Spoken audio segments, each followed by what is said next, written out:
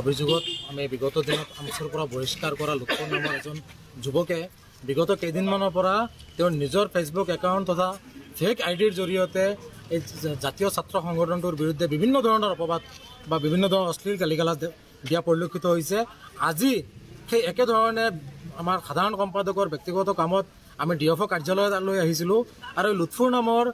এই ব্যক্তিজনে আৰু 2-3-4জন দুষ্কৃতিকাৰীক লগত লৈ আমাক প্ৰাণে মাৰাৰ ভাবুকি দিছে আৰু দৌৰি গৈ তেওঁৰ ব্যক্তিগত যিখন ডাষ্টাৰ বগা ৰঙৰ 4চকীয়া বাহন আছে এই বাহনখনত উঠি পেলাই ষ্টাৰ্ট দি আমাক মাৰিবলৈ আগবাঢ়ে। গতিকে আমি এই ক্ষেত্ৰত আৰক্ষীক অৱগত কৰা হৈছে। আমাৰ দাদা মনোহৰ হোসেন বকুল ভাইকো আমি অৱগত কৰিছোঁ আৰু আৰক্ষীক অৱগত কৰাৰ লগে লগে আৰক্ষী এজাহাৰৰ ভিত্তিত ইতিমধ্যে এই দুষ্কৃতিকাৰীজনক আটক কৰিছে থানালৈ আৰু আমি আহ্বান জনাইছোঁ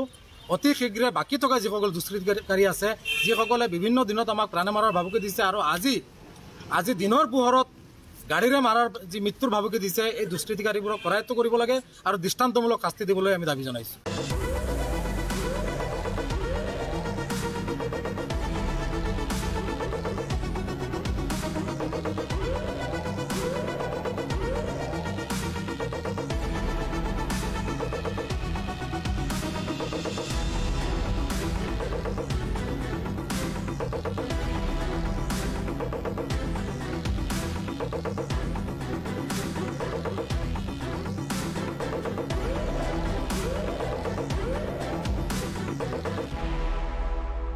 অভিযোগত আমি বিগত দিনত আমচৰ পৰা বহিষ্কাৰ কৰা লুৎফুৰ নামৰ এজন যুৱকে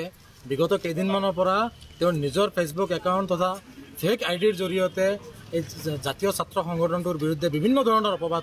বা বিভিন্ন ধৰণৰ অশ্লীল গালিগালাজ দিয়া পৰিলক্ষিত হৈছে। আজি সেই একেধৰণে আমাৰ সাধাৰণ সম্পাদকৰ ব্যক্তিগত কামত আমি ডিএফঅ কাৰ্যালয়লৈ আহিছিলোঁ আৰু লুৎফুৰ নামৰ এই ব্যক্তিজনে আৰু 2-3-4জন দুষ্কৃতিকাৰীক লগত লৈ আমাক প্ৰাণে মাৰাৰ ভাবুকি দিছে আৰু দৌৰি গৈ তেওঁৰ ব্যক্তিগত যিখন ডাষ্টাৰ বগা ৰঙৰ 4চকীয়া বাহন আছে এই বাহনখনত উঠি পেলাই ষ্টাৰ্ট দি আমাক মাৰিবলৈ আগবাঢ়ে। গতিকে আমি এই ক্ষেত্ৰত আৰক্ষীক অৱগত কৰা হৈছে। আমাৰ দাদা মনোহৰ হোসেন বকুল ভাইকো আমি অৱগত কৰিছোঁ আৰু আৰক্ষীক অৱগত কৰাৰ লগে লগে আৰক্ষী এজাহাৰৰ ভিত্তিত ইতিমধ্যে এই দুষ্কৃতিকাৰীজনক আটক কৰিছে থানালৈ আৰু আমি আহ্বান জনাইছোঁ অতি শীঘ্ৰে বাকী থকা যিসকল দুষ্কৃতিকাৰী আছে যিসকলে বিভিন্ন দিনত আমাক প্ৰাণে মাৰাৰ ভাবুকি দিছে আৰু আজি দিনৰ পোহৰত গাড়ীৰে মাৰাৰ যি মৃত্যুৰ ভাবুকি দিছে এই দুষ্কৃতিকাৰীবোৰক কৰায়ত্ব কৰিব লাগে আৰু দৃষ্টান্তমূলক শাস্তি দিবলৈ আমি দাবী জনাইছোঁ।